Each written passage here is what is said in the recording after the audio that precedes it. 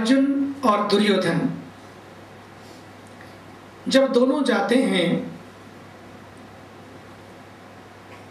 भगवान कृष्ण के पास, युद्ध निश्चित हो गया। यही भगवत गीता है। जब युद्ध निश्चित हो गया कि युद्ध होना है, युद्ध में ही गीता प्रकट हुई। और सच बात तो है कि गीता जीवन के युद्ध के हर क्षण में हमें संदेश देती है, खड़े हो जाओ, डरो मत, भागो मत, खड़े हो जाओ। और गीता कोई सन्यासियों के लिए नहीं है। सच बात तो यह है कि गीता कहने वाला भी गृहस्थी और गीता सुनने वाला भी गृहस्थी। अर्जुन भी गृहस्थ, भगवान कृष्ण भी गृहस्थ है। कई बार लोग कहते हैं कि गीता पढ़ेंगे तो सन्यासी हो जाएंगे, ऐसा नहीं है। सच बात तो यह है कि गीता है ही गृहस्थ के लिए। गीता कहने वाला भी गृहस्थी, गीता सुनने वाला भी गृहस्थी, और गीता में जो उत्तर दिए गए हैं वो सभी के लिए दिए गए हैं, कोई एक अर्जुन के लिए नहीं। और वो भी युद्ध के मैदान में। जीवन क्या युद्ध का मैदान नहीं है? जीवन भी युद्ध का मैदान है। हर पल युद्ध होता है, हर पल उस युद्ध से गुजरना पड़ता है। लेकिन उस युद्ध में कैसे खड़े हो सकें, टूट ना जाएं, युद्ध में लड़ते लड़ते कुछ छूट ना जाए, और युद्ध हम हार भी ना जाएं, तो कैसे जीते ये युद्ध, कैसे नहीं टूटे इस युद्ध में, उसकी सारे जो सूत्र हैं, फार्मूलाज हैं, वो दिए हैं भगवान कृष्ण ने इस गीता में। तो लेकिन उस युद्ध को पाने के लिए पहले क्या करें, कैसे पाएं? उसके लिए तद्विद्धि प्रणिपातेन परिप्रश्नेन सेवया, उसने कहा कि किसी गुरु के पास जाएं और तद्विद्धि प्रणिपातेन, प्रणाम करके, परिप्रश्नेन सेवया, हम प्रणाम करें, सेवा करें, सेवा करके उसको रिझाएं और फिर प्रश्न करें। उस प्रश्न का जो उत्तर आएगा सेवा करने के बाद और विनम्रता के बाद, वो आपके जीवन को सही उत्तर देगा और आपके जीवन की सभी समस्याओं के समाधान को दे देगा। उसके लिए कृष्ण के चरणों में अर्जुन झुका है, अपने सारे प्रश्न कहे। और जब उसने कहा कि शिष्यस्ते हम शाधिमान त्वाम प्रपन्नम, मैं आपका शिष्य हूं ठाकुर, मैं कंफ्यूज्ड हूं, I don't know what to do, मुझे समझ नहीं आ रहा है कि मैं क्या करूं। सामने मेरे रिश्तेदार खड़े हैं, आचार्य खड़े हैं, गुरु खड़े हैं, लड़ता हूं तो मुझे लगता है कि मैं गलती कर रहा हूं, युद्ध छोड़ता हूं तो लगता है कि मैं अपने कर्तव्य का पालन नहीं कर रहा हूं, और कई बार तो मुझे लगता है कि मैं छोड़ूं इस सब को केवल राज्य प्राप्त करने के लिए, केवल भोग प्राप्त करने के लिए, केवल राजधानी प्राप्त करने के लिए मैं इन अपने लोगों से लड़ूं। नहीं नहीं नहीं नहीं, इससे बेटर है कि मैं छोड़ के चला जाऊं, मैं भीख मांग लूंगा, मैं जंगल में चला जाऊंगा, मैं सन्यासी बन जाऊंगा, लेकिन I am not ready to fight, I don't want to fight. भगवान ने कहा कम ऑन,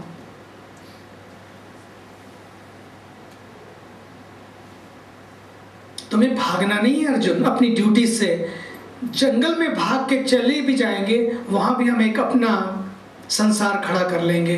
बोले जहां हैं वहीं पर भागे नहीं, बल्कि जागे, और जागकर अपने कर्तव्य को समझ के, जो भगवान ने उत्तर दिया, बोले कैसे जागे, यदि ना भागे तो कैसे जागे और क्या करें, तो भगवान ने वहां बहुत छोटा सा उत्तर दिया है, तस्मात् युद्धस्व भारत। कैसे? बोले युद्ध तो करूं, मुझे समझ में आ रहा है कि मैं फाइट करूं, लेकिन कैसे?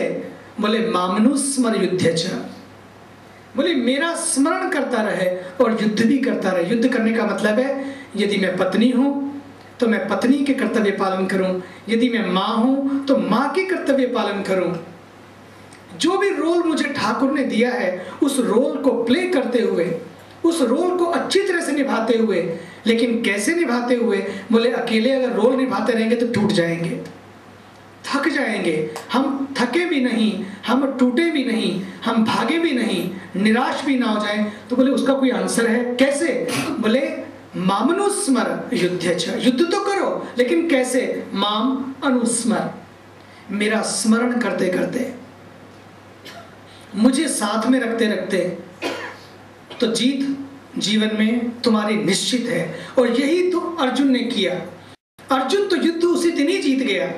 उसी दिन यत्र योगेश्वरः कृष्णो यत्र पार्थो धनुर्धरः तत्र श्रीर विजयो भूतिर ध्रुवा नीतिर्मतिर्ममा। ये गीता का अंतिम श्लोक है।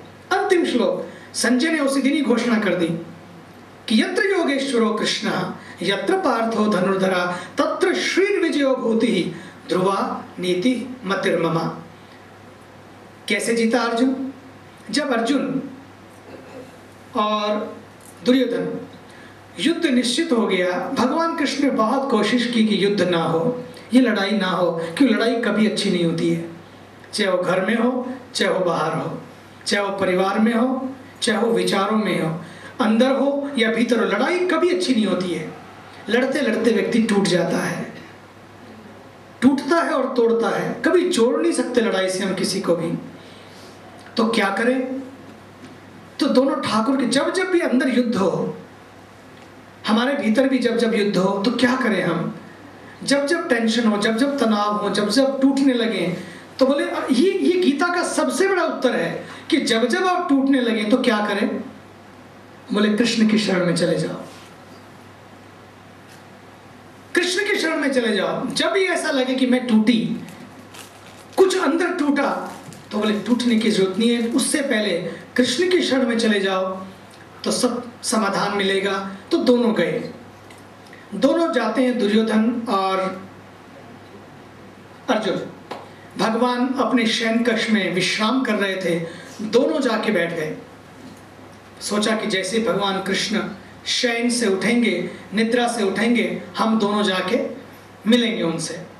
दोनों जाके बैठ गए, भगवान विश्राम कर रहे थे। जैसे ही निद्रा से प्रभु उठे, आंखें खोली, तो सामने उन्होंने अर्जुन को देखा। अर्जुन चरणों की ओर बैठे थे और दुर्योधन पीछे इधर सिरहाने की ओर बैठे थे। ये भी बैठने का तरीका है, हम कैसे बैठते हैं, ये पहचान है हमारी। हमारी पहचान है कि हम बैठते कैसे हैं, हम सोते कैसे हैं, हम उठते कैसे हैं, हम जागते कैसे हैं, हम चलते कैसे हैं, हम बात कैसे करते हैं। ये भी एक प्रश्न किया अर्जुन ने दूसरे अध्याय में जाके कि कैसे उठना चाहिए, कैसे बैठना चाहिए। ये भी एक कमाल की बात है। बात तो अध्यात्म की हो रही है, लेकिन अध्यात्म में भी सबसे पहला पार्ट है, वो पूछता है कि कैसे मैं बैठूं, कैसे मैं उठूं, कैसे मैं देखूं। हमें देखना भी आना चाहिए, हमें बात करना भी आना चाहिए। और जो व्यक्ति धार्मिक है, जो व्यक्ति मंदिर में आता हो, जो व्यक्ति गीता पढ़ता हो, उसकी रहनी बहनी कहनी और सहनी ये सब बिल्कुल अलग होनी चाहिए। अगर एक ऑर्डिनरी आदमी में और आप में कोई फर्क नहीं है, there should be a difference between you and that ordinary person. आप अगर गीता पढ़ते हैं, गीता मंदिर में आते हैं या भक्त हैं, तो आपके बोलने में एक अंतर होना चाहिए। To watch more, log on to www.erosentertainment.com.